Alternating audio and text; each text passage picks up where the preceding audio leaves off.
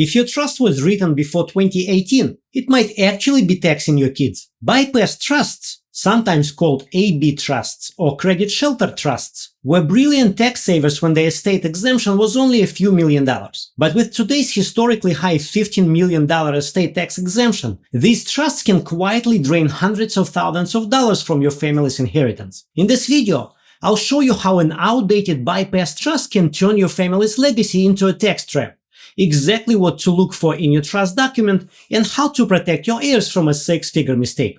Let's dive in. Bypass trusts were originally created back when the estate tax exemption was around $1 million. And even as exemptions grew over the years, they remained a core planning tool. The idea was simple. When the first spouse passed away, half the assets went into a bypass trust to use that spouse's exemption, while the survivor could still benefit from the income. That way, the estate could shelter twice as much from estate tax. And it worked beautifully for its time. But here's the problem. The exemption is now $15 million per person, and most families are nowhere near that level. On top of that, there is something called portability, which lets the surviving spouse use both exemptions without needing that split structure at all. Yet, millions of families still have old trusts written for a world that no longer exists. Here's the catch. That old trust may be costing your heirs a second step up in basis. That means more of your family's gains are being taxed when the next generation sells those assets. We are talking six figures in unnecessary capital gains taxes on things like family home or investment accounts. That's the money your family should keep, not send the IRS. Before we go further, I'm a fiduciary financial advisor, not an attorney. My role is the financial and tax coordination side, while your estate attorney handles the legal structure and documents. So how did something designed to save tax end up doing the opposite? Before 2011, each spouse had to use it or lose it. If the first spouse didn't use their estate tax exemption, it vanished. The bypass trust solved that problem. It used the exemption right away. Then Congress changed the rules. They made exemptions portable. Now, with proper filing, the surviving spouse can use both exemptions. No bypass trust needed. Here's why that matters. Let's say your combined estate is $3 million.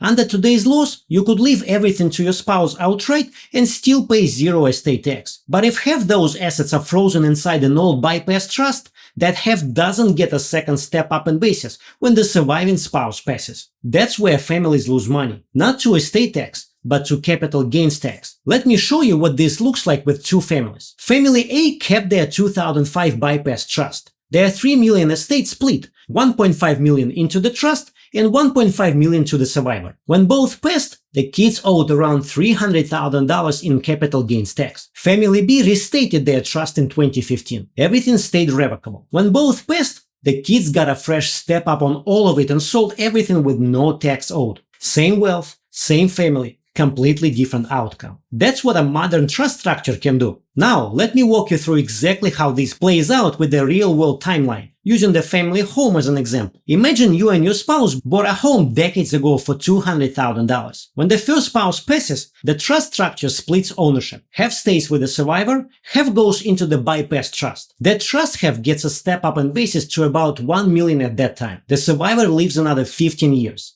By then, the home is worth $3 million. When the surviving spouse dies, their half gets a new step up in basis. Great, but the half sitting in the bypass trust still frozen at that old $1 million basis. When the kids inherit and sell, that's roughly $500,000 of taxable gain they are paying tax on. If everything had stayed in the survivor's name, the entire property would have received a fresh step up at the second death. No capital gains tax at all. Same home, same family, different structure. Hundreds of thousands in tax difference. So at this point, you're probably wondering, does my trust have this problem? Here's how you know. It was drafted before 2018. You see terms like bypass trust, family trust, or credit shelter trust. It says that after the first death, assets are divided into two separate trusts. And here's the key thing to look for. Does it say the trustee shall distribute assets or may distribute? The word shall means it's mandatory. It has to split.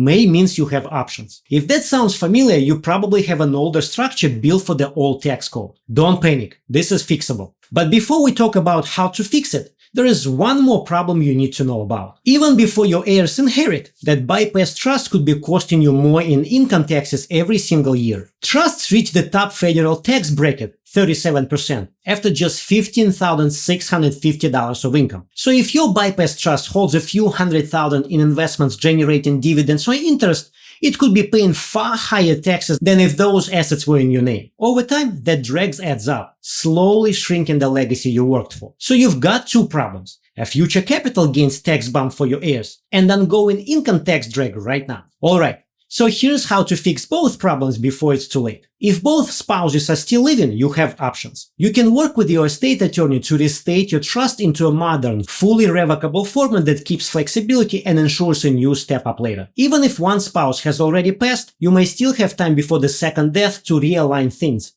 sometimes by merging trusts or adjusting how the survivor's share is managed. But here's the critical deadline. All of this must happen before the surviving spouse passes. Once that happens, the trust becomes locked, and so do the tax consequences. There is no going back. And this is where smart financial planning really matters. We model this out for clients. What would your heirs actually pay in taxes if you keep things as they are, versus if you modernize? Then we coordinate with your CPA on tax projections.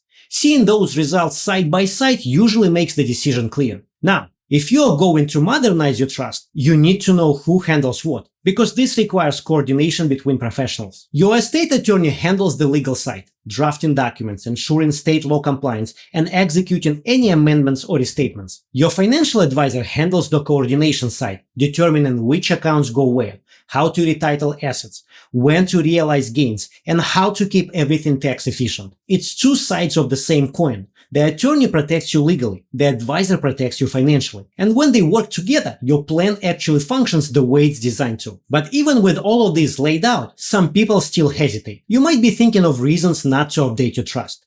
Let me address the most common objections I hear. Some people hesitate because their attorney told them the bypass trust was essential. And back then it was. But the tax code moved on. Your plan should too. Others worry about cost. Yes, it might be a few $1,000s to restate the trust, but if that update saves your heirs $200,000 or $300,000 in taxes, that's not an expense.